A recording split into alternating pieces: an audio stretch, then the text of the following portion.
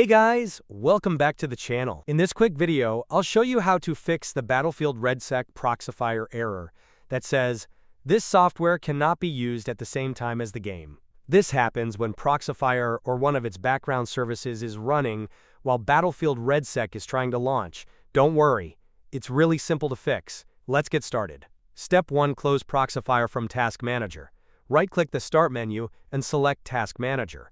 Once Task Manager opens, scroll through the list and look for Proxifier. If you find it running, right-click it and select End Task. This stops the main Proxifier app from running in the background. After that, close Task Manager. Step 2.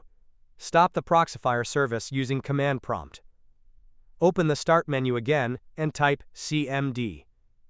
Right-click Command Prompt and select Run as Administrator. When prompted by Windows, click Yes to allow.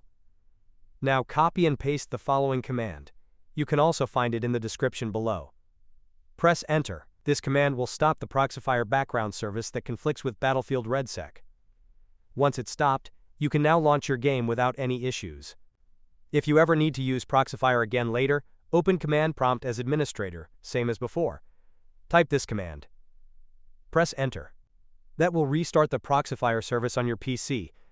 Just remember, before launching Battlefield RedSec again, you'll need to stop the service with the first command. And that's it. That's how you fix the Battlefield RedSec Proxifier error and get your game running smoothly again. If this video helped you, please like, subscribe, and leave a comment to let me know it worked for you. Thanks for watching, and I'll see you in the next one.